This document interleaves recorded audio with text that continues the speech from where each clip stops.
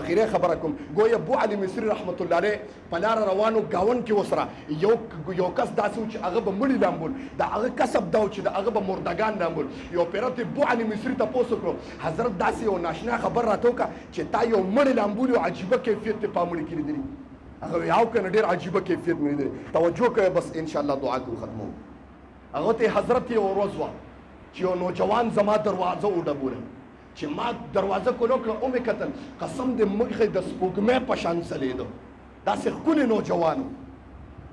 وی ما ته وی حضرت وایه ما ته وی چې زموږ کور کې یو مړی دی هغه راسره ولامبوه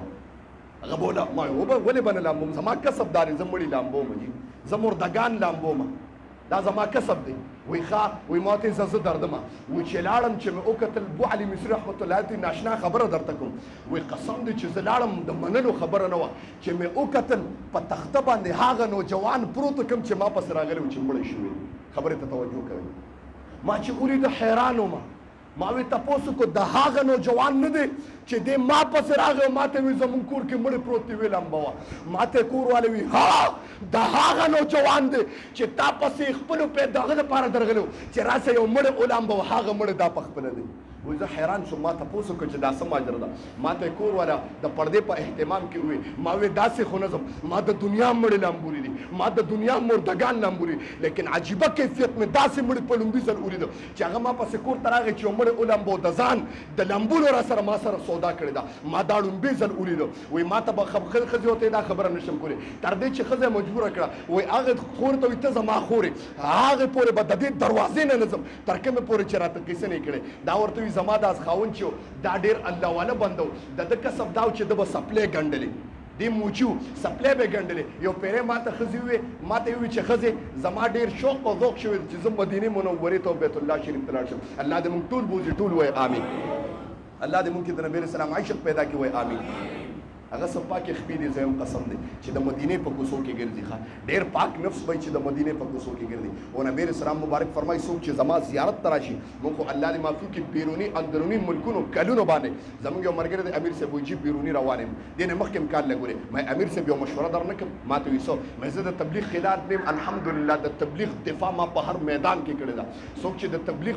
مخالفت کې مو سره مناظرې م کړي دي الحمدلله خو ما یو مشوره در کوم که دې خوښ د نبی علیه السلام مبارک دربار ته ځان ورسوه مدینې منورې ته ورسوه یو ناشنا خبره کوم نبی علیه السلام مبارک فرمایي چې څوک زما زیارت ته لاړه زما زیارت له خوا کې راغی په ما یې سلام واچو زه محمد عربي محمد رسول الله ټول وایي صلی الله علیه وسلم زه په ذات خود د خپل جسد اطهر او د خپل قبر مبارک نه ورته سلام کوم جواب علم او هغه سلام ما سره جمع شي د قیامت پرس چې ما ته رجسټر ملو شي وایم الله هغه کسان پکې رامخکې که چې په زیارت په ما سلامونه ویلي الله چې جنت ته دننه کېږي هغه رجسټر و چا چې په ما سلام کړي ما سره به جنت ته دننه کېږي ټول څوک سره سبحان الله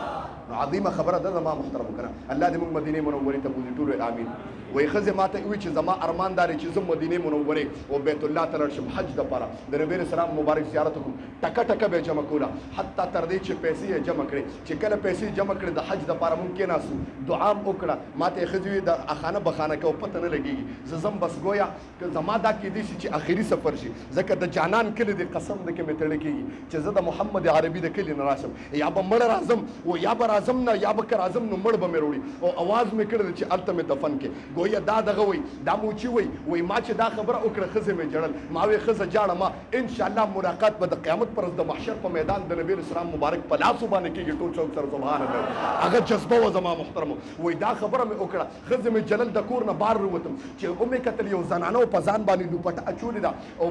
په میدان باندې یو خره یا څه شي مردار شوی و د هغې نه غوښې کټ کوي وایي زه ورته حیران وم چې د مردار شی نه دا غوښې څنګه کټ کوي وایي زه ورته کېناستم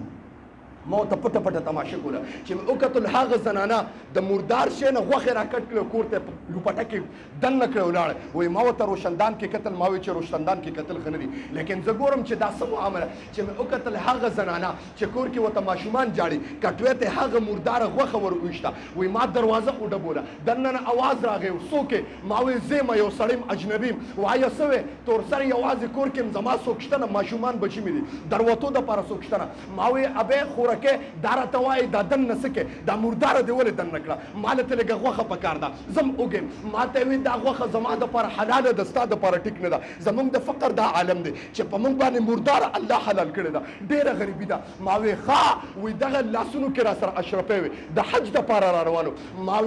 وی ځان سره مې وي چې زما رب وی چې ستا په گاون کې یو زنانا خپل بچو له مردار ورکوله ته حرمینو ته روان وي هغه اشرفه مې ورکړې ما ورته وی خوراکې په دې باندې حلال رزق والا هغه دغه مې ورکړې چې کور ته لاړم ښځه مې حیرانه وه خاونده ولې رالی ما وی ولې به نه راځم په ګاونډ کې مې دا ماجره ولیده وی قسم دی چې یو بزرګ ډېر کرت پس د حج نه پس راغی زما دروازه وډبوله بار راووتم ما دې مبارکي راکړه په تندي باندې ښکل کړم ما وی څه چل دی وی قسم دی ما غیبي اواز په مدینه مکه مکرمه کې اورېدلی چې الله په دې کال د چا حج هم نه دی قبول کړی ما سوا د یو کس نه چې په اسمان کې الله تبارک وتعالی ما ته ستا چهره په سکین کې ښکاره کړې وه ما ستا چهره ولیده ما ته ستا کور الله ښکاره کړ ما ته ستا کلی الله ښکاره کړ ستا د ملاقات دپاره رالم دا سړی وایي چې ما دا خبره واورېده ما وی ربا حج مې بغیر د تلو نه قبول شو الله اوس مې ستا سره د ملاقات خواهش دی الله ځان ته مې وغواړه الله روح رانه واله ګویا ما ته غیبي اواز راغی بنده ته ما ته محبوب چې کله دې خوښې ګویا وفات شه چې کله دې خوښې مال راځه وی ښه زه لاړم وي دغه سړی زما خاوند چې تا نه راغی او تا سره د خپل د دغه سودا وکړه چې یو سړی دې مونږ کره هغه چې کوم دی دا مور وایي دا زما خاوند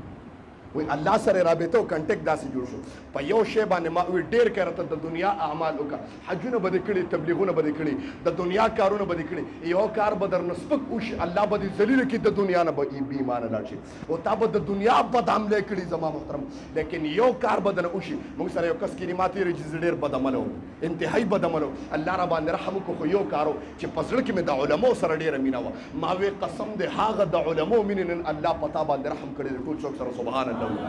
کو الله دې معافي کړي موږ علماء په سکندري کو نو خبره مې دې پوره کوله چې مهنګايي د یو څو وجه نه چې سود په قوم کې عام شي مهنګايي به ډېره شي چې په یو قوم کې دوکې عام شي مهنګايي به ډېره شي زلزلې به ډېرې راځي بله خبره زما محترمو چې په کوم قوم کې عریاني شهوت پرستي عام شي په هغې کې به مهنګايي ډېره شي الله دې موږ په دې باندې عمل کولو توفیق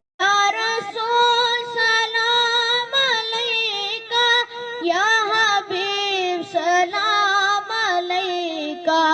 سلام